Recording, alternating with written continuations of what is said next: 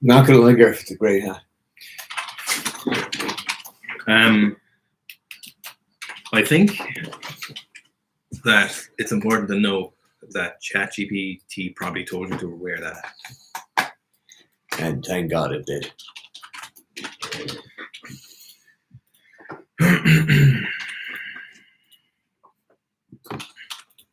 5x8 front rack split squats isn't that mean, is it? Oh my goodness gracious. That's not that mean. I feel like that's reasonable.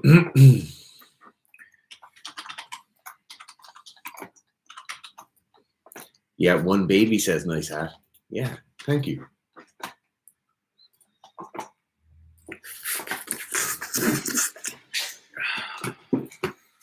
Welcome to another live stream.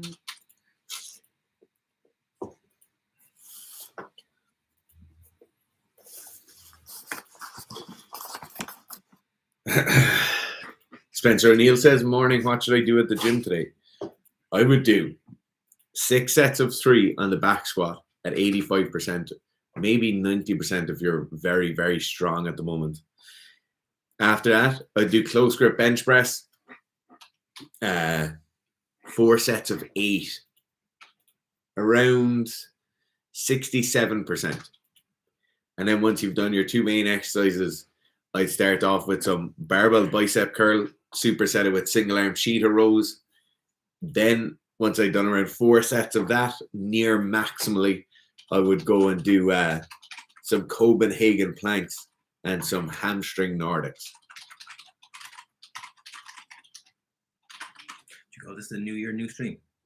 No. New stream. New Year, new stream. New Year's. How's the audio on this? Because we're mic free today.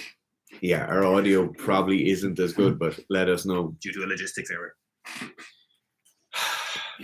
Look, when you're carrying the logistics of the company on your shoulders, things get heavy. Just constantly fucking it up, like.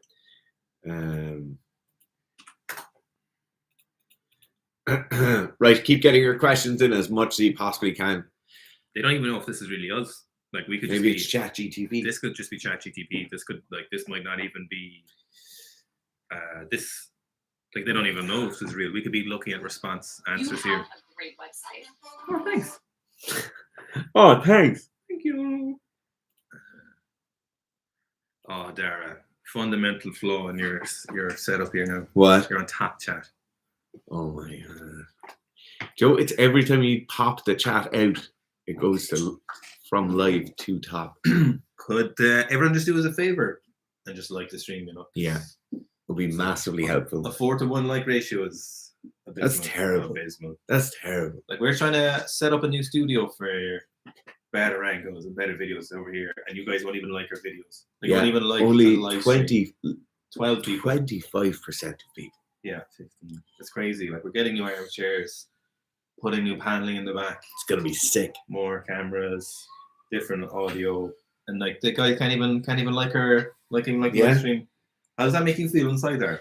Makes me feel unloved. It makes me feel like that. It's just, you know, it's just so hurtful, unexpected, really, as well. Feel empty inside sometimes. Yeah, when I think about it. Only half the people on the stream have liked it now, you know.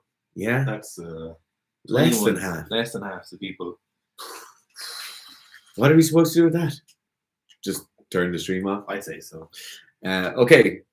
Up first, we have everyone say good morning. But it's actually the afternoon here. One baby says, nice hat. Thank you very much. This is a new hat. Don't encourage him. I wanted to buy it last week because it's very, very wet here and it's waterproof. And Gerf and my missus both said, absolutely no way you're allowed to buy that hat. And then I was out shooting and I got very, very, very wet for the last few days. So new hat, new me, new year. It's fine. The new year is just all about. Oh, the Gore-Tex is out. Oh, it's Gore-Tex, yeah. Gore-Tex Infinium. Maybe Gore-Tex is just overhyped and it's a brand label thing among the years. You know, outdoor. Gore-Tex is just a company. Or outdoor, yeah, like it's just like it's overhyped, you know. You know what, that outdoor shop doesn't have any Patagonia stuff. No. Lloyd is asking, are you liking your barefoot shoes? So I have the Vivos, which I'm wearing right now, the Primus Lights, I think, and I have the Vivo Forest Trail shoes or whatever they're called. I love those. They're really good. The Primus lights are maybe just for the places I'm going and the place I'm in, they're a little bit too thin sometimes. So they're a very comfortable shoe. Are they these ones you're wearing? Yeah, they're very durable, very well made. I feel like you're getting quality for money, but it's just not really a great everyday wear. If you're going outside, outdooring kind of stuff, they're not great. Even sometimes they're a bit slappy on concrete and stuff. So I like the width of the shoe and the flexibility, and I like the lack of heel, but I like the same amount of sole and depth of sole that the forest shoes have, the trail shoes that I have from Vivo on these kind of ones. But I've seen another company, they're making very nice normal aesthetic shoes. So these Primus lights are a little bit out there in terms of looks. They're a little bit of a statement when you wear them, I think, in some ways. You're definitely wearing a barefoot shoe. Yeah, when you're wearing the Primus lights, trees or whatever, like you're very much wearing a barefoot shoe. Like you're making a whole thing of it. You know, you can only wear them with like tracksuits or shorts or stuff. You can't wear them with you can wear them, you wear whatever you want. You wear them with a kilt if you wanted, but it's a whole thing wearing them. You know, you can't really wear them with like a pair of jeans. Those Innovate. What are they? Innovate 455s? F45 lights or something. F4. They're very good. They're a bit. I love those. Yeah, mine are worn out now, but I love them. Mine are in bits as well. But there's a different company, pretty big company that I've spotted. So I want to get a pair of. They have a nice casual shoe that I'm going to try. Some of the casual shoes from the other companies still look like kind of gimpy moccasins. Yeah, they look like moccasins. They look like you made them yourself, which would be lovely if you made them yourself, but. Yeah, but you didn't. They didn't make them themselves. Like you only want to wear shoes that looks like you made them yourself if you actually did make them yourself. Yes. You know. Everyone's saying good morning. Wander saying Happy New Year. What material fabric are your Sika pants? The Sika pants are polyester and elastane. So it's something that we were trying to figure out for a long time what we wanted to make the pants from. So if you start putting any amount of cotton in pants for training, they'll have barbells rubbing off them. You're going to be getting a lot of friction, a lot of tear. And if you have the elastane in with the polyester, you get a lot of resistance. Now, the big thing with our pants is that we put a lot of material weight in them. So we've about your average pair of kind of track suits. If you look like Nike football pants or Puma football pants, which are generally thicker, we'd still have like 20 or 30 grams more per pair of pants. So you get a lot more wearability or durability out of it from the barbell. So obviously it costs a bit more, but it does make for a better quality pants. So that's why they're quite thick. But then you want the elastane on them to make sure you're getting this kind of flexibility with them. So they are. You actually notice the difference when you pick up the pants. If you like, they're heavy. Just in your hand, you feel the difference. Matthew Brown says 3 sets of 10 at 150. Somebody starting the RTA off to kick off the new year. Senboy Plays says. Bought the squat program and I'm starting to use it soon. Excited to see the growth. Make sure you join the Facebook page. Make sure you're putting in some videos. But yeah, I'm excited to see how you get on. Aziz Norbakov, regular commenter, says, hello, 2 times a week back squat while running the RTA too much. Belt squat, no? Belt squat, sorry. Maybe too much, depending on how you're loading it. Depending is also how your squat functions. So if you're somebody who's incredibly quad dominant and you're going to be loading those belt squats up very, very, very heavily, then it might be an issue. Also, if you're somebody who has almost no quad development, that any amount of quad stimulus at all is going to kick you off, it might be an issue. If you're somewhere in between, 2 times a week at quite moderate loading probably isn't enough. Like, just make sure you're treating it as bodybuilding work and trying like higher rep ranges. Don't be going crazy with the loading on it. The RTA is intense enough, particularly kind of around the middle of the RTA, things get pretty heavy. So don't go mental on it. Just kind of judge it with yourself. You could certainly do it 2 times a week and have an effect, but doing it once a week would also be plenty. Yeah, the big thing you want when you're using belt squats is it's kind of like almost a teaching tool. So obviously part of it is that is your loading your quads exclusively, so knee extensors as much as possible, and you're getting a lot out of them. But it's also, for a lot of times for people, it's a teaching tool to let them know what it feels like to actually use their quads when they're doing a squatting style movement. A lot of times people are just blissfully unaware of what it feels like, and you can only tell someone so much and try and force them so much. And eventually you get to a stage where you just need to put them in that position, put them in a movement that shows them what an overloaded quad feels like. So then when they go squatting, they're much more able to kind of get that mind muscle connection. A lot of research in mind muscle connection in the last few years actually is quite interesting. But it's just a teaching tool, like learning a skill. So the belt squat is as much as learning that as it is doing that exclusively, you know. So if you have someone who has a lot of quad dominance, then the belt squat isn't needed as much. But for most people, the vast majority of people we see have a real propensity to be like posterior kind of dominant in the back squat. And it's not even that they're massively stronger in their ass and hamstrings and stuff.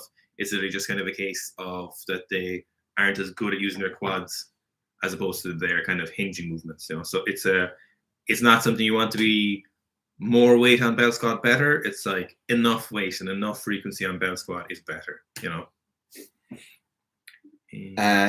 Gaxi Hunter says, just started the Sika squat program and missed that the pistol squats were supposed to be negatives. And now 2 days later, I could still barely walk upstairs. Yeah, make sure you read the program correctly. In that case, just heal up, get better, just look after yourself. Don't rush back into sessions. Might just be a thing that you just have to start it again next week. But yeah, make sure you read the program correctly. And if there's things you're not sure of in the program, get onto that Facebook group. There's literally over 1,000 people who've run the squat program in that Facebook group. So they'll answer your questions within a number of minutes. They're phenomenally attentive. And obviously we're on there every week as well. Okay, Mick Keating said, are Munster winning the Champions Cup this year? I doubt it. I wouldn't be putting money on it if I was a betting man. With the Champions Cup, you just never know how things are going to go. But I wouldn't bet on it. I'd love if it happened, but I don't think it's going to happen. Okay. Slimiev says, working on my wrist strength for overhead position in the snatch. I got some grip trainers. What should my rep set scheme be? So unfortunately, in terms of grip trainers, that's not really where you need to look for your wrist position overhead. Your wrist position overhead is really you just building that motor pattern, getting it into the correct position each time. The most useful thing I've seen for people who have incredibly weak wrists overhead is firstly just building their strict press and making sure as they're pressing overhead, that wrist angle and that wrist position is staying nice and strong. That's the number one thing, just making people's press a lot stronger. I have seen it in a number of cases where someone actually has such a poor front rack position that it negatively impacts their wrist position overhead because their front rack is causing them to have to be very, very flexed in the wrist.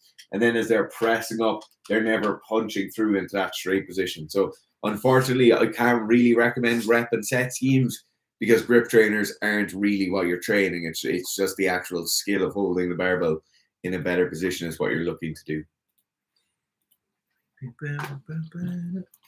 Wait, have you... Go on. Did you skip one? No. Where? So, did you... Our knee wraps weren't using. We didn't answer that, did we? Oh. And we missed...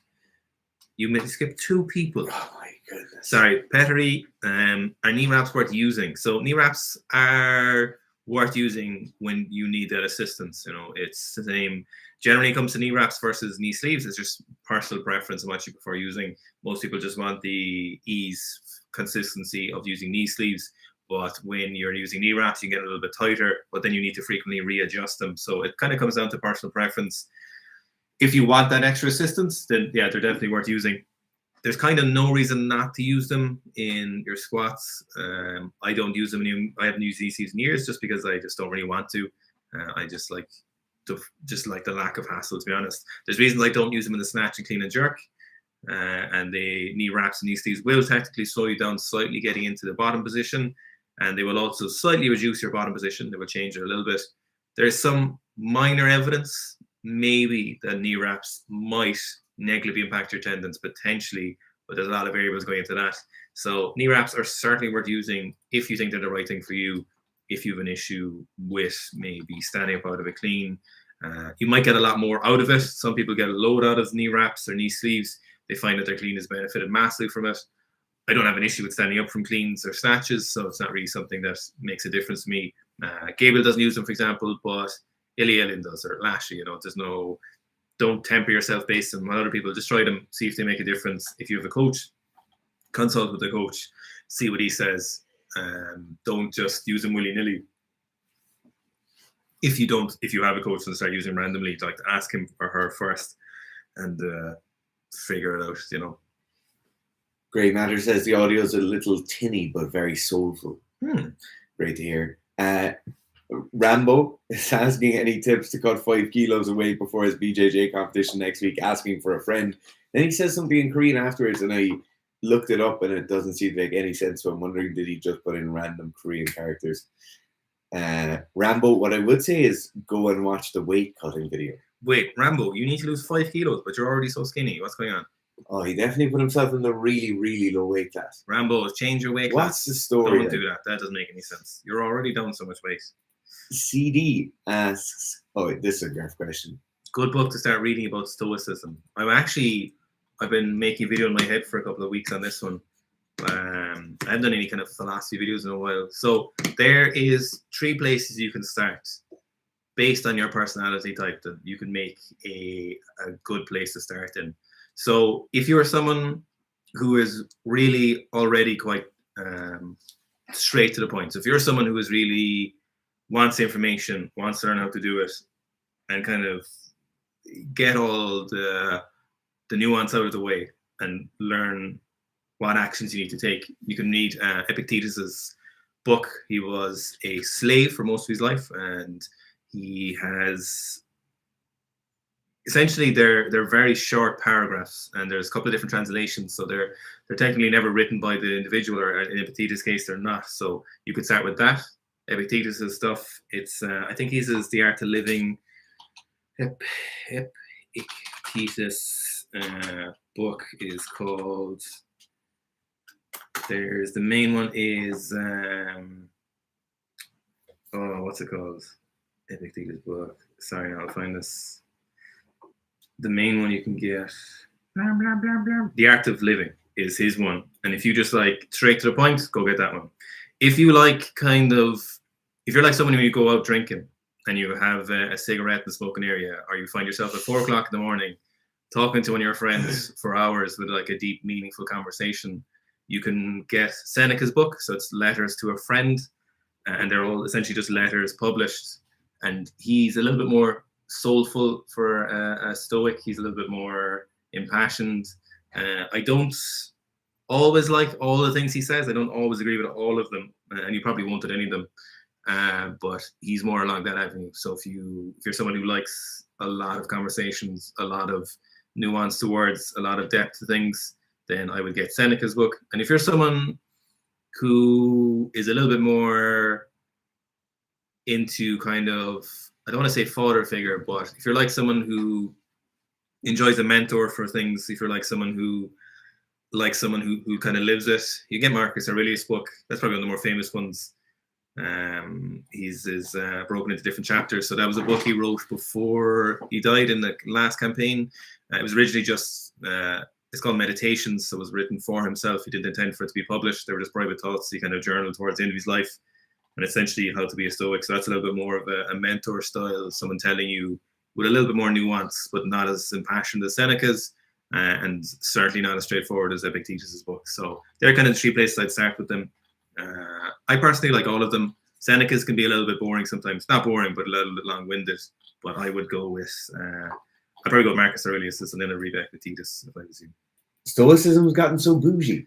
A little bit too bougie, yeah. Jesus Christ. Yeah. It's like the most...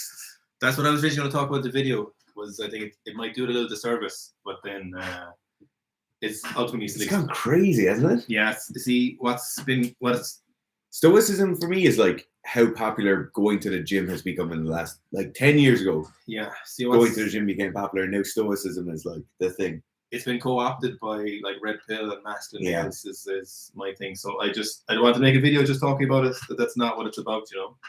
Like, see, a lot of people will just see quotes from it, and you can massively misinterpret what it is, you know. Like, Stoicism could be kind of confused with being like stoic, like lowercase s stoic. You're just a very dour person, like. Mm. But it's not that, you know. It's not about being not happy. It's not about being like. It's not like the thing where, you know, there's some people who won't even make eye contact with people because they want to store as much dopamine as possible. They kind of, you know, we're watching the thing, Jocko, no easy dopamine.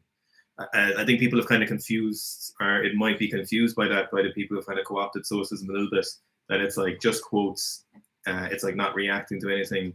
That kind of white supremacist streak that's kind of going through Europe a little bit, the masculine male red pill stuff, they've co-opted a little bit, that Greek statues, you know, that imagery. It's so weird. Yeah, it's look, it's if you go look for it, people won't look people in the eye. There's people out there who will. If somebody doesn't look me in the eye, I immediately think negatively of it. But you get like dopamine kind of hits from that, you know, and they won't look at their phones. They try and store up as much sensitivity to dopamine. It's a thing for some people. It's nothing to do with stoicism. Yeah. It's I think stoicism has just been co-opted a little bit.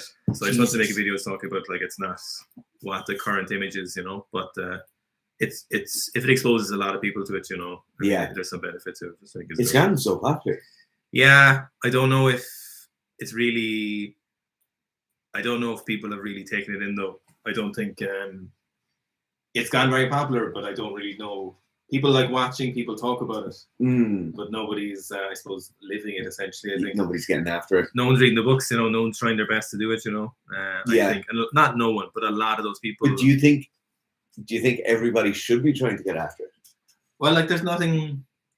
It's not like a religion, you know. It's just It's essentially the whole thing of stoicism is living in wisdom with. Yeah. I think the problem is when people are getting a little easy. Someone's gonna make a video, right? People are really sad. They're on TikTok or Instagram, right? Yeah. YouTube.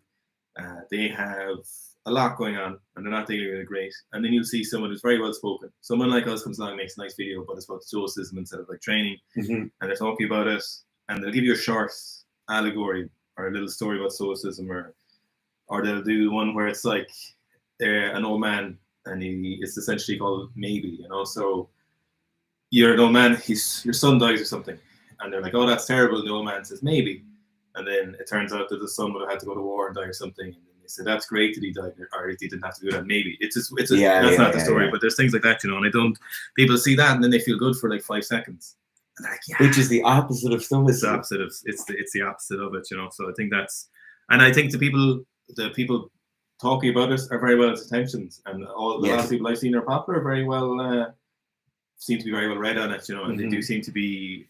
They are talking about it from a place of knowledge, from what I see. From my opinion, anyway. I'm clueless about it. Like I just seen how popular it's become. I've always known you to be into it. Yeah, but I've never. It's unfortunate because I think the lads are really well intentioned, and women and people are doing it, and they're definitely talking about the right stuff. You know, and I agree. I've never watched a video where I'm like, that's completely wrong. You know. Yes. It's up to your own take in some ways, but I think it's just a quick hit for people. It's like a motivational quote, you know. And I think it's unfortunate, like that the idea of stoicism has gotten really popular, but I don't know if people are really getting after, like putting it into practice if they can, you know. Yeah. But that's not for, you know, that's up to yourself as a person. But George Latter says, hi lads, as somebody trying to balance weightlifting and dabbling in BJJ, what exercises or general movement patterns will be beneficial to add in on top of weightlifting? If you're trying to be better at weightlifting, BJJ will definitely hurt it. If you're trying, like those two things are not congruent. They don't. I said to Dara before this, if you can do weightlifting with BJJ, it means you're not training BJJ hard enough. Yeah. Essentially, you're just not doing enough of it. You can't, weightlifting isn't, and we always say this thing of like, oh, weightlifting helps everything. Nothing else helps weightlifting. That's not strictly true. It's pretty true. Like, there'd be much better things for you to do other than weightlifting to get better at BJJ in terms of lifting weights and training. There'd be more effective tools there than weightlifting. So in that way, weightlifting helps it, but it doesn't help it as much as it could. But BJJ really hurts weightlifting. Like, everything that's bad about BJJ is the worst possible thing for weightlifting in terms of rounding forward in the shoulders, in terms of lacking of external rotation overhead, and you shouldn't have that. Like, for BJJ, you want to be forward, you want to be slightly tighter, it's not necessarily that you want it, but it's not necessarily a massive negative thing people will have slightly rounded postures because of it. But it's just so utterly bad for weightlifting that it's kind of uncontrollable. Like I have some athletes, I have 2 athletes at the moment who do both, and it's very much an understanding that like the BJJ is kind of there as a fun thing that they do, and then the weightlifting is the main focus, and all the focus goes on weightlifting. For the BJJ athletes, the BJJ is the main thing, and then their strength and conditioning training, whether that be lifting weights, whether that's power cleans, whether that's conditioning sets in the gym, whether that's conditioning sets on the running track or out on a field, whether it's large scale aerobic work, that work is all more beneficial than like a weightlifting session would be. So it's not necessary. If I took this question and didn't give you any advice around it, the only thing I'd add in would be some neck training, or maybe some midline training, or some prehab or rehab around previous injuries. But my main piece of advice would be like, if it's dabbling, then you just dabble, and it's like you do some drilling, you do some rolling, but you really can't dive into it because it really hurts it. And like any amount of dabbling will be bad for your weightlifting, you know, and the better you get at weightlifting, the worse it'll be for it, you know. You'll be able to some extent do a little bit of BJJ, but like as soon as you start doing a lot of rolling, in a year's time, you know, you build up some tolerance to it, but you know, that's a year of suboptimal training for weightlifting, you know. But again, like we said in the Habib video, if you're okay with understanding that your goal isn't to be the best at weightlifting and be the best at jiu-jitsu, it's to be the best at weightlifting while doing jiu-jitsu. If you feel like that's your goal and that's what will make you happy, and your goal should of course be personalized. If you feel like that's it, then go for it, you know. But if your goal is to be the best at weightlifting, but you'd also like jiu-jitsu, then you can't. You know, you have to be really honest with your goals. And you'll find that a lot of people just aren't able to objectively do it when it comes to training goals.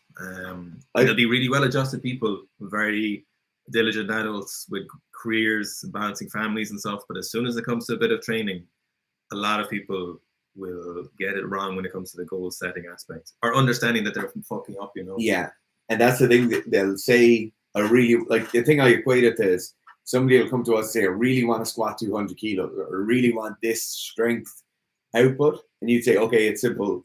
You just put on 10 kilos of mass and you'll get there in a third of the time.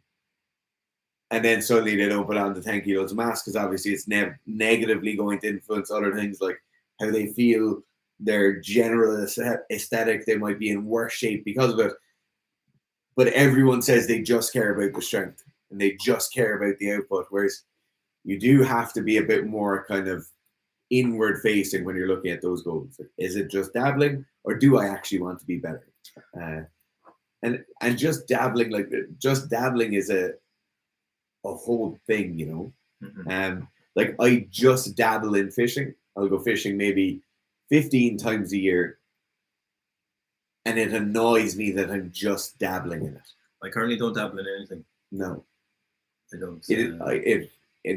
I do not enjoy it. I don't have. There's no capacity for dabbling in anything at the moment for me. I don't think. I'd like to dabble in learning the banjo or ukulele properly, but I actually just don't have the capacity to do it. Lloyd says, no injury questions. So, hey guys, any plan on reviewing the tier L1 lifters that Squat University promotes? We'll definitely get to it at some stage, but no plans in the immediate future. Great Matters, is there any reason to force myself to develop a good front rack if my goals are related to strongman? I would say it's probably unrealistic to expect a strongman to have a good front rack for front squats when it comes to a clean grip. But I wouldn't avoid it. It's not a great idea, given that a lot of the injuries you do see in later tier strongman is generally torn muscles and potentially ligaments, so like a full rupture or something. And elasticity of your tendons and ligaments and muscles is very useful to avoid that. Now, it's not impossible.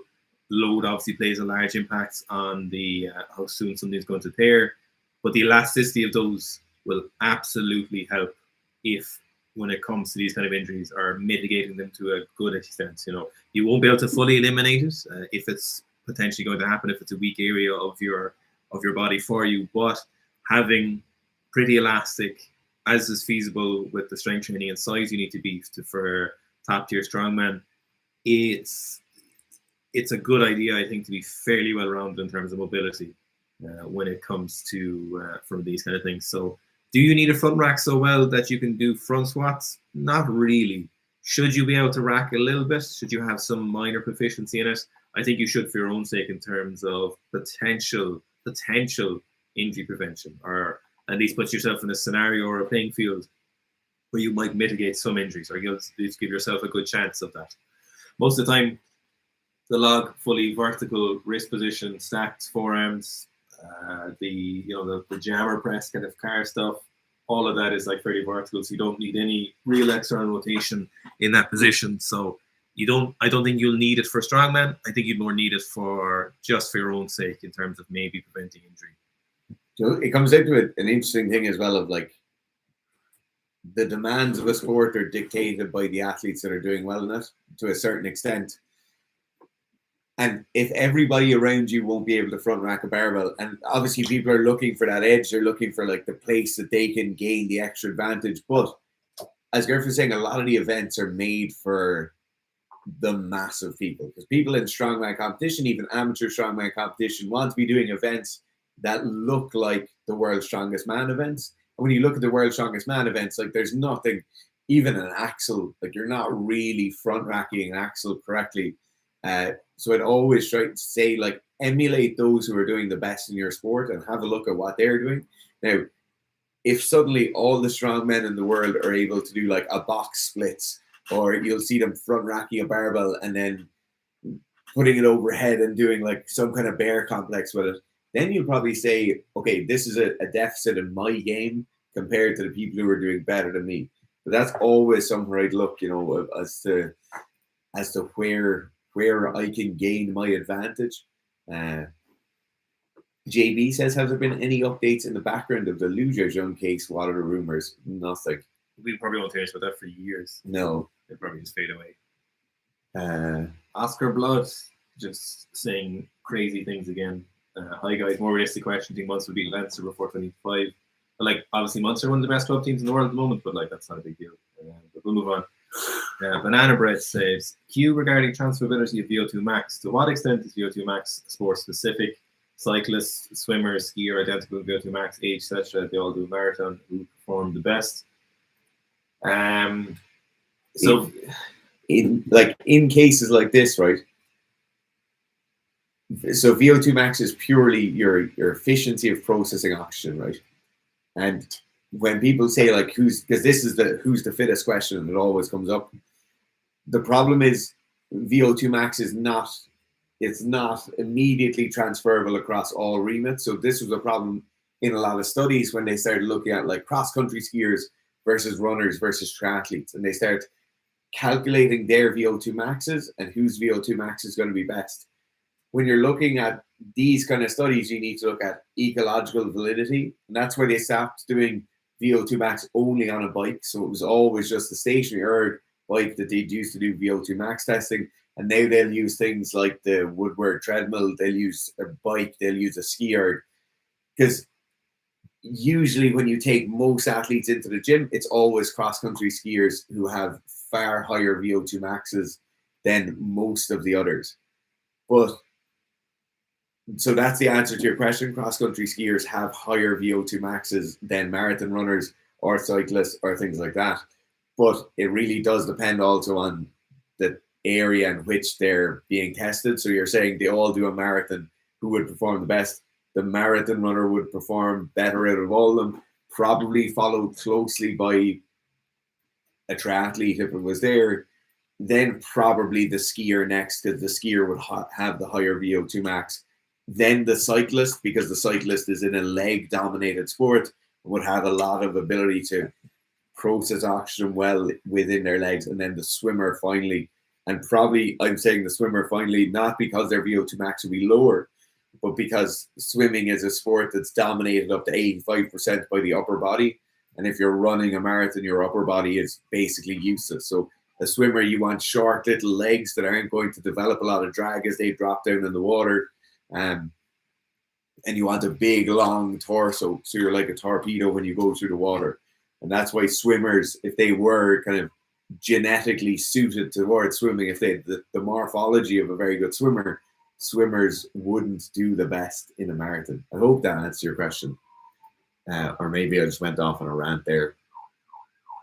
Yeah, like if you know, it's funny is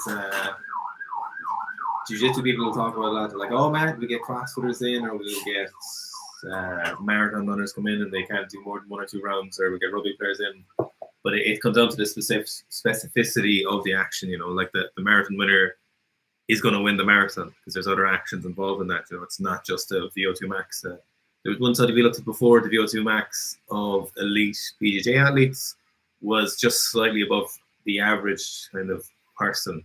You know, even though 10 rounds for someone with a very high VO2 max who'd never done BJJ would find it very difficult. And you'd see that vice versa if the BJJ person went to the marathon running or whatever, they'd be fucked, you know. So it's just one of many skills involved in the fitness.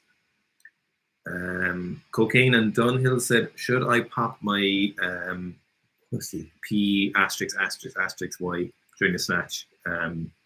He also said you look a state in the hat. Sorry, Dar. He's speaking the truth here. I also don't. Is that question like, should you hit your pubic bone? I think it's a joke, Dar. It's a joke. Is it a joke? I think read it as a joke there. Okay, let's take it as a joke then. Greetings, lads. Ever thought of getting Alan Thrall on the podcast?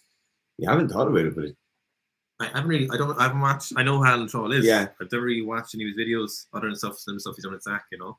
yes, He's thought of very highly by people. So, absolutely, yeah. But I wouldn't. There's no reason we wouldn't. Hey Miles says, great name for a runner. Just bought the RTA program and 3x8 on week 4 is terrifying. I'm trusting you guys. Just trust us. Go and do it. Everybody has to do it. You'll do well out of it. Brady Wilson says, get Shane Hunt on the podcast. Shane Hunt's already been on the podcast, so just search back through the channel. Talking the other day, actually. He's Shane? getting in crazy. Yeah, he's getting crazy shape. Yeah. He looked like physically he's crazy. Like. I'm just going to let everyone know as well, I've received some hot tea via WhatsApp message, but it'll come up later on because the sender of the hot tea has put in a little question. Oh yeah, Aaron, I did see that he was in the land of maple syrup. So please stand by for that. Oh, Anton's a good question, a very common one. First weightlifting camp soon, any tips? Like, do I wear underwear under a singlet? They're the kind of things that no one really tells you about. That actually is a great question. Everyone says the same thing now. Like, they're like, you know, eat the same food or whatever in open light. But yes, you do. But don't wear baggy underwear underneath your singlet because you'll roll up and you'll get a VP out. You'll get a visible panty on. Yeah, you don't. So, I like to wear tight, like Under Armour undershorts.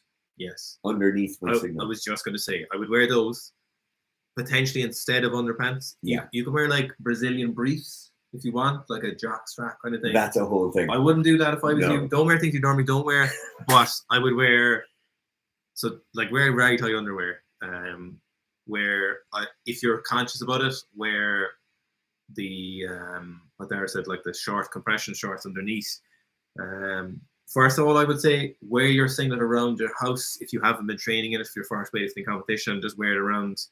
You know, you're going to feel a little funny. You're going to feel kind of stupid. I always get used to it. I like people in their kind of your like the session where you hit some heavy singles or your session where you hit your openers. I like them to wear their singlet and everything they're going to wear at the competition in that training session. I would recommend wearing a t-shirt underneath your singlet as well for both the snatch and clean and jerk.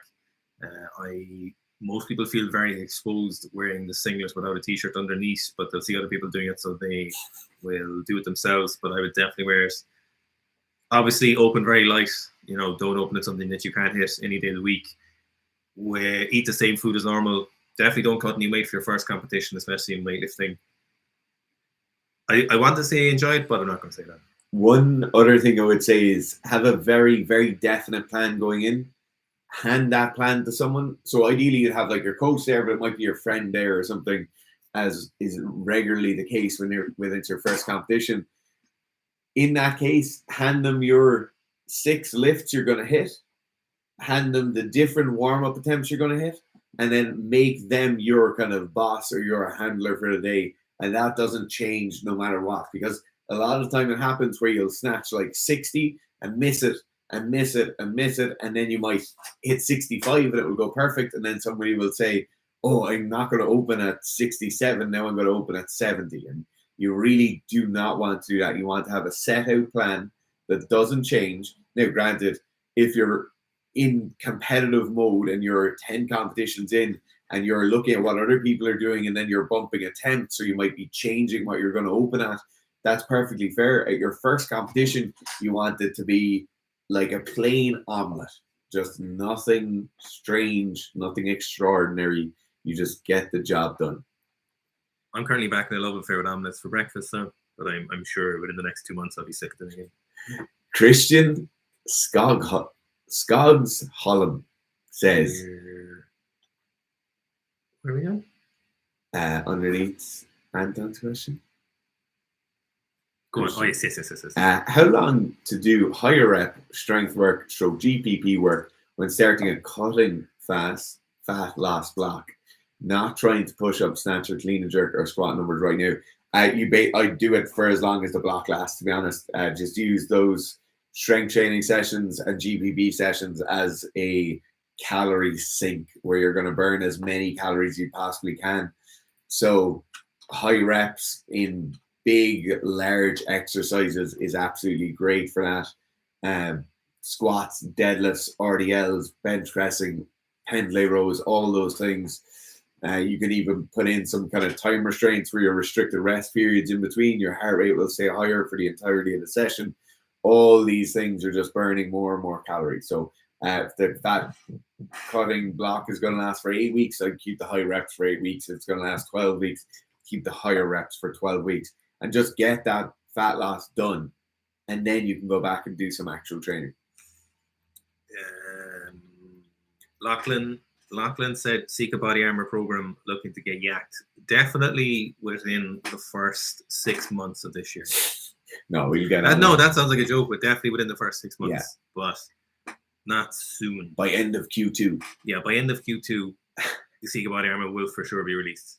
McSpoogle says, guys, what exercises will be good for training the more proximal part of the hamstring? So proximal part of the hamstring is up into your ass, up into the higher attachment point in your hamstring.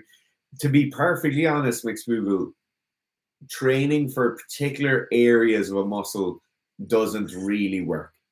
People will tell you different things. People will tell you about getting that peak in your bicep by supinating your grip and doing different bicep curls. You really just want to pick a muscle group and effectively train that muscle group if you're looking for isolated work. If it's your hamstrings in general are weak, what I would look at is your posterior chain and training your posterior chain as a full chain. And then if after continued training of the posterior, you still have that repeated hamstring issue, then look at more isolated work. But I'd really be looking at the hamstring as a kind of link in that chain. Like a lot of the time we see field athletes with hamstring issues, and it's because their hip flexors, the anterior hip flexor is excessively tight, and then that hip is or the pelvis is in a poorer position because of that, and the hamstring ends up taking a lot of load trying to tilt it back to neutral. In terms of training the hamstring specifically, if you're looking for higher rep stuff, I just like banded hamstring curls, cable hamstring curls, hamstring curl machine. All of those work very well for kind of bodybuilding pieces.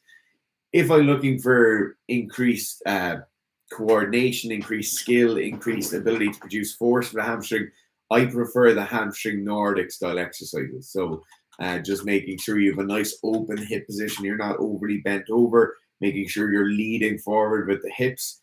And that's kind of how I go about training people's hamstrings.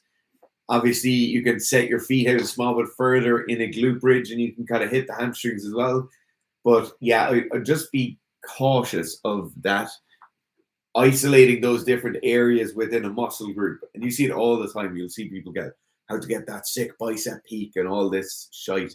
It doesn't really work like that in application. Matthew Brown says 0 shoes. They don't look very aesthetic. I'm not gonna lie. Have you had a look at them? I've seen them with some ads from you. Brett says Happy New Year. Happy New Year to you too, Brett. Tyler Shat says, I've got Primus Light 3s as well, and I find the shoe a bit stiff. I've got some shoe by Zero as well.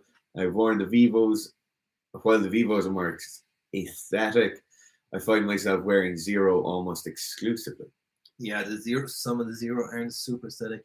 Okay. But it's not Zero I'm looking at, it's a different company. JB just asking an injury question. So just no injury questions on the live streams because myself and Gurf aren't doctors. I ain't no medical professional. Okay, Aaron McKinnon is up with the hot tea. Aaron Carhart. Should we say Carhart? How do you feel about Bodie getting third place because of Anton's ban? It is. If you're asking my opinion, this thing of like bumping medals and medals changing hands years and years after, that's just as much part of weightlifting is as everybody wears a singlet.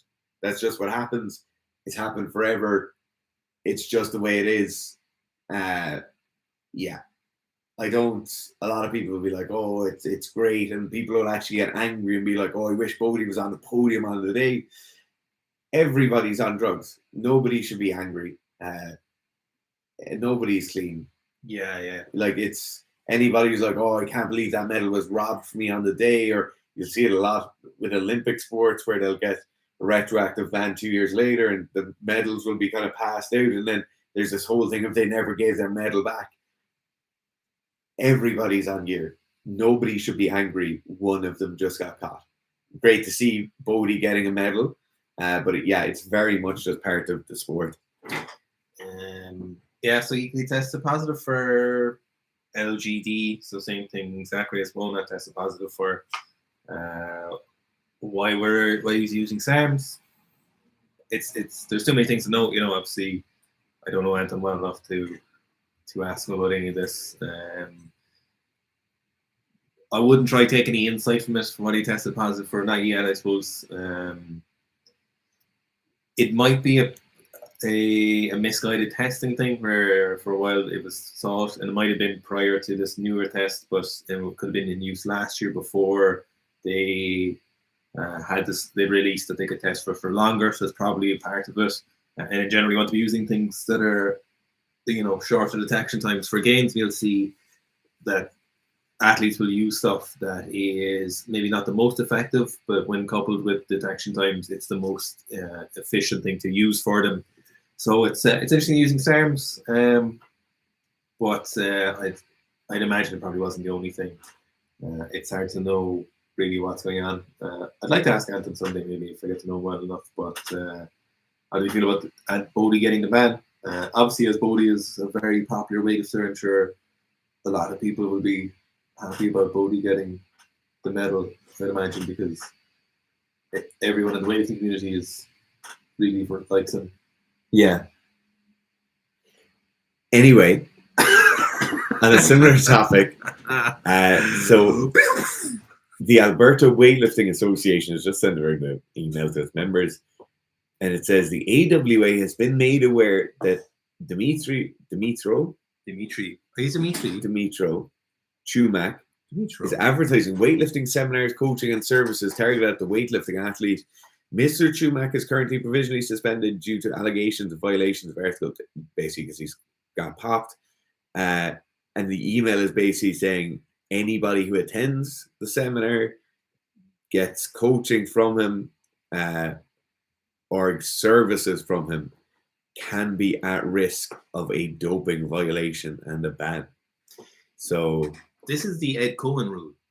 AWA members clubs, member organizations must also be aware of this Article 2.10 of the WADA Code, which indicates that athletes and persons must not work with or associate with an athlete who is acting as a coach or athlete support person while serving a period of ineligibility.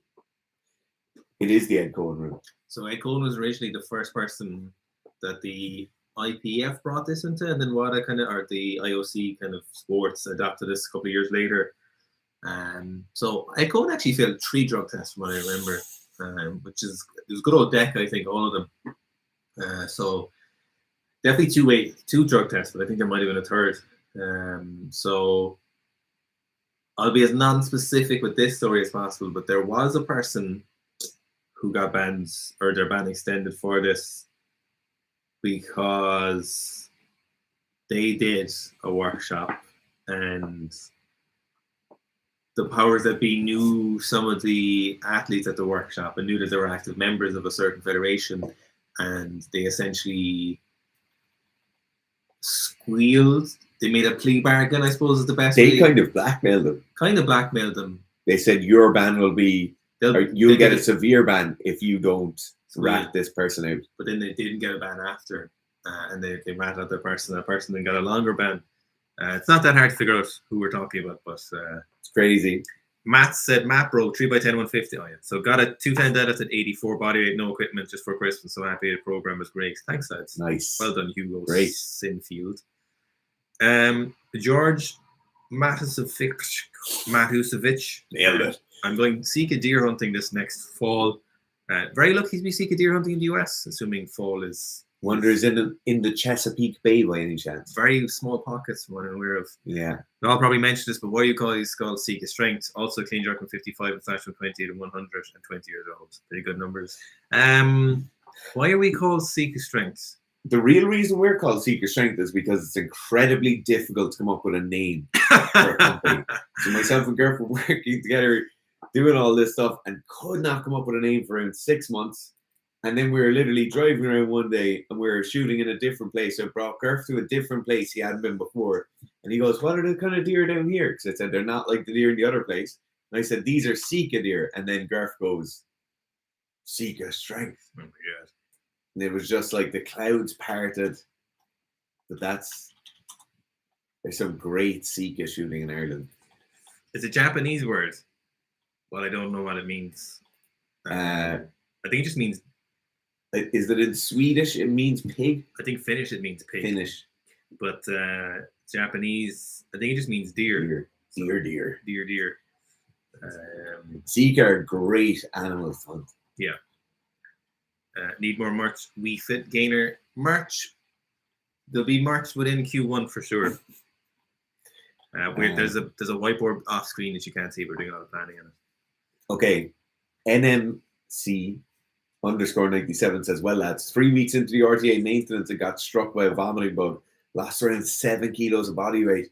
Still not feeling great a week later. What would you do with the training? Go back to the start of the maintenance block. You might actually go back to need to go back to the start of the maintenance block and take off around 15% of total load and just go from there and have that stepwise decrease over the whole program. But definitely get yourself healthy. Don't go back to training too early. You just want to take your time, go nice and slow, and you'll be good.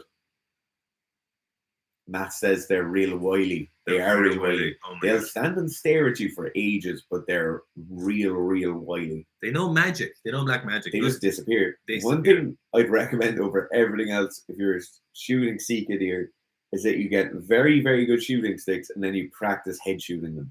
Because you'll see this amount of a Sika deer, like just the top of its head, you'll see that for ages. And they mightn't present anything else. As this says, thanks. Matt says, pistol squad negative, question mark. Jelena Street says, message redacted. Okay. Okay, it's me has another injury question. So, as the usual thing on this channel, 0 injury questions. We're not doctors or physios or witch doctors. So we just don't answer injury questions. Sorry about that. Haymal says, still waiting on getting accepted into the membership group. We'll have a look there and get you accepted. Sometimes with the membership group, if the questions aren't answered, we can't do anything with them. Gerf is just going through the list of them there. Cosimo Ricky says, hello, Sika boys. Happy to catch the stream. We're happy to have you, Cosimo. Okay, Hugo Sinfield. My parents are getting to an age where I think some strength training will be great for them. but they're quite resistant to it, no pun intended. Got any tips for persuading or getting them started? Ooh, it's a very difficult thing to do. Very, very difficult. You're essentially having a conversation with someone where you're telling them they're getting old and falling apart and they need to do something about it immediately. There's a really good thing you can do here, and this is give them, if you don't have a particular kind of relationship with your parents, you need to give them non-direct pieces of information that explain clearly why strength training would benefit their life. You need to give them forms of media that would allow them to consume it in their own time. Because if you just come up to your parents, like most people, everyone's kind of resistant to these kind of interactions. You're not going to be like, oh yeah, okay, I'll change my life. So you need to give them stuff that allows them to very slowly filter into their thought process and give them a chance to think about it, be that articles, books, newsletters, if they listen to podcasts, audiobooks,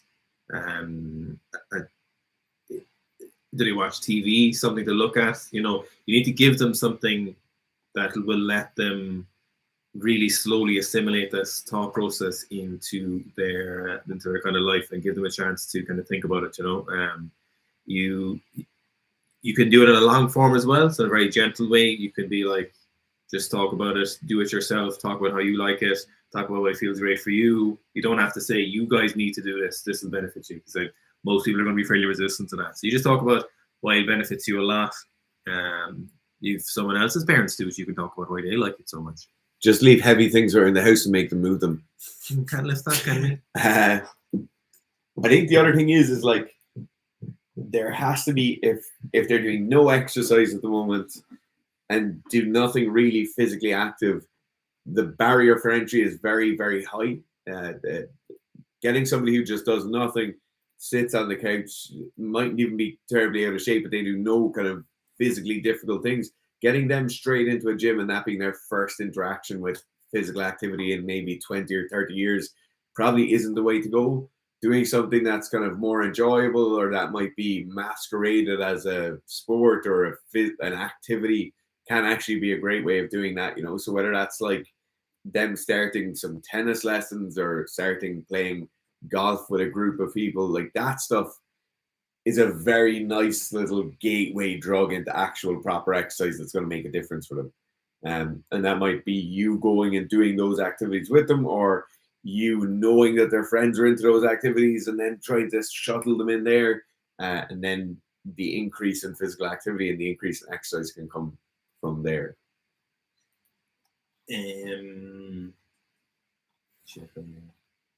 We pick a few questions. Sure.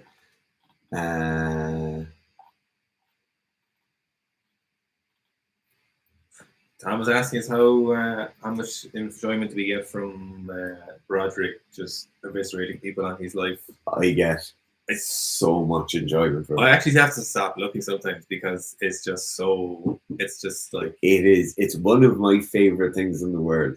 Especially because it starts so slow and he'll just sit there like this and he'll be like sipping his coffee. Oh, yeah. It's a stupid word. This is Sunday morning, the 15th of December. And then just tears people apart. What we have here is somebody who does not understand either the English language or somebody who does not understand how to ask a question. Yeah, like, do you have a dictionary? No, it's funny. It's great, but it's like, oh my god, I hate to be the person asking the question. Yeah, so the parable of the Chinese farmer. Thank you, Johnny One Place. That's it's basically, oh my god, it's on LinkedIn. LinkedIn ruins everything. They steal everything. So it's like a long time ago, poor lost a horse. Farmer lost a horse. All the neighbors came around and was like, that's too bad. And the farmer said, maybe. Shortly after, the horse returned, bringing another horse with him. All the neighbors were like, that's unbelievable. And the farmer said, maybe. Next day, the farmer's son was trying to tame the horse. And then it broke his son's leg. And they said, that's too bad. The farmer said, maybe. It's just kind of this thing, they've used parables like that and or allegories and stuff. And they'll teach people really well, but it's only a really small little bit. And unless you go after it, it's not really much use.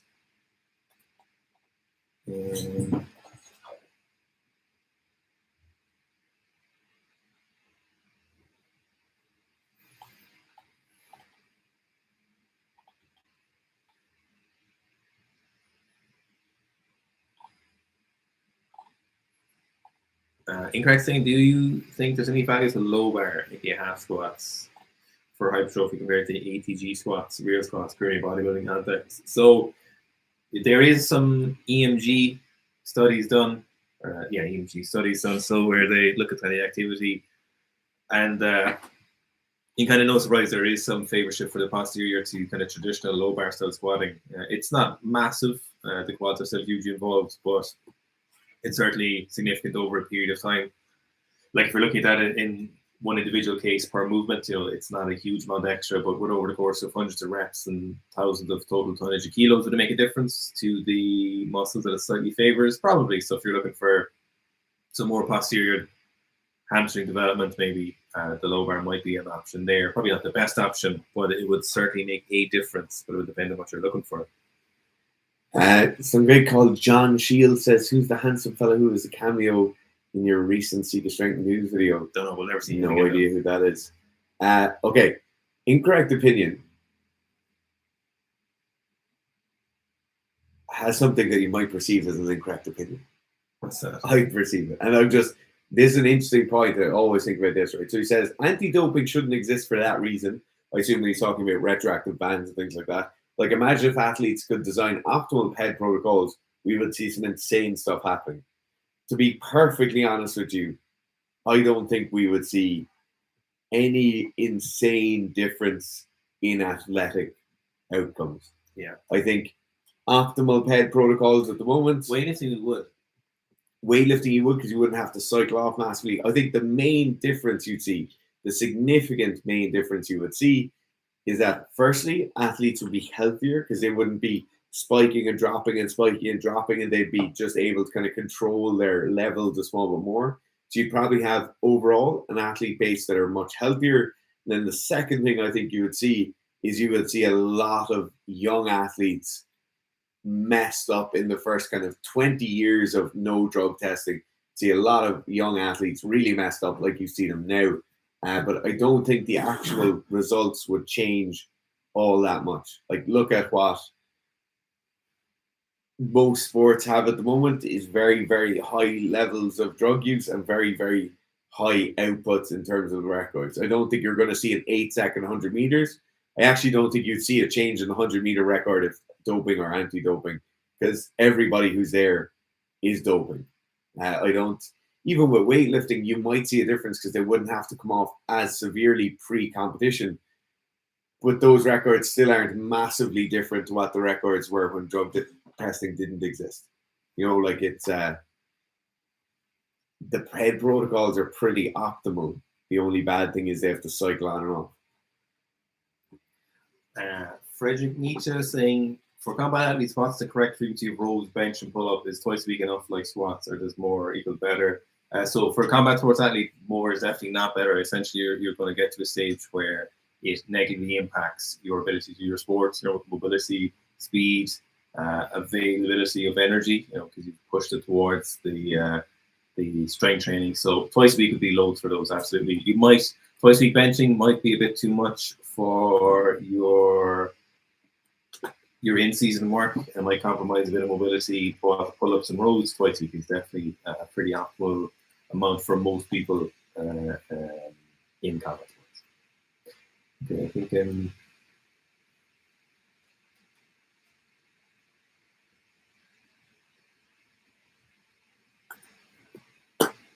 Perfect. Thanks very much for everyone who tuned in. Tom Miller said he used Sudafed on week 2, day 4. Okay, thanks very much, guys. As always, we're massively appreciative for you tuning in. We'll be back very, very soon once again. And yeah.